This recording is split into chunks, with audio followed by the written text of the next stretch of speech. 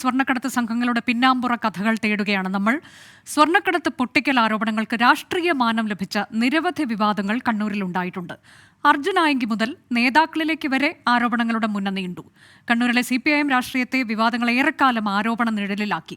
സ്വർണ്ണക്കടത്തും രാഷ്ട്രീയവും തമ്മിൽ എന്ത് എന്നാണ് ഇനി പരിശോധിക്കുന്നത്. കാണാം. സ്വർണ്ണക്കടത്ത് പൊട്ടിക്കൽ ക്രിമിനൽ സംഘങ്ങൾ പലവിധ സാധ്യതകൾ പ്രയോജനപ്പെടുത്തി രാഷ്ട്രീയത്തിന്റെ പല കൈവഴികളിൽ നുഴഞ്ഞു കയറിയതിന്റെ ക്ലാസിക് ഉദാഹരണങ്ങൾ കണ്ണൂരിലുണ്ട്. CPIM രാഷ്ട്രീയമാണ് ഈ സംഭവങ്ങളിൽ ഏറ്റവും ഉലഞ്ഞത്.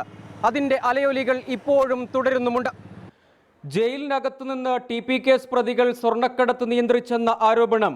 കരിപ്പൂർ സ്വർണം പൊട്ടിക്കൽ കേസിൽ ആരോപണ വിധേയനായ മുൻ DYFI ഭാരവാഹി അർജുനായങ്കി പൊട്ടിക്കൽ ക്രിമിനൽ സംഘത്തിന് ഒരു വിഭാഗം നേതൃത്വത്തിന്റെ തണലെന്ന പാർട്ടി വിട്ട നേതാവ് മനു തോമസിന്റെ ആരോപണം.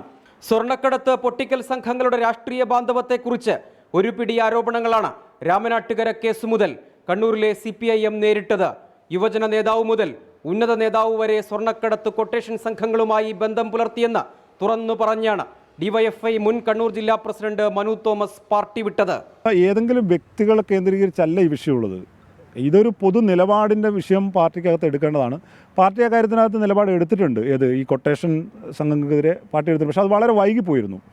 അപ്പോഴേക്കും ഇതിനെ വിഴുങ്ങാൻ മാത്രം അവർ വളർന്നിരുന്നു. ഈ ആദ്യത്തെ ഒരു വലിയ ഘട്ടം, ഈ പാർട്ടി ആകെ ഗ്രസിച്ചു നിൽക്കുന്ന ഈ ഒരു ഘട്ടത്തിൽ ഇത് പറഞ്ഞ് നമ്മളൊക്കെ ബലിയാടുകളാക്കപ്പെട്ടിട്ടുണ്ട് എന്നുള്ളതാണ്. സ്വർണം പൊട്ടിക്കൽ സംഘവുമായി ബന്ധമുണ്ടെന്ന് കണ്ടെത്തിയ കണ്ണൂർ എരമം സെൻട്രൽ ബ്രാഞ്ച് അംഗം സജേഷിനെ സമീപകാലത്ത് CPIM-ന് പുറത്താക്കേണ്ടി വന്നു. 2021 ജൂൺ 21 രാമനാട്ടുകര സ്വർണം പൊട്ടിക്കൽ കേസ് മുതലാണ് കണ്ണൂരിലെ സ്വർണ്ണക്കടത്ത് ദുരൂഹ വഴി മറനീക്കി തുടങ്ങിയത്.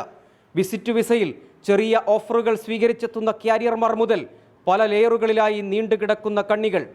65 ലക്ഷം രൂപ മൂല്യമുള്ള സ്വർണം ശരീരത്തിൽ ഒളിപ്പിച്ച് കടത്താൻ ശ്രമിക്കവേ Air India Express cabin crew Kolkata സ്വദേശിനി സുരഭി ഖാത്തൂൺ മാസങ്ങൾക്ക് മുൻപാണ് കണ്ണൂർ വിമാനത്താവളത്തിൽ പിടിയിലായത്.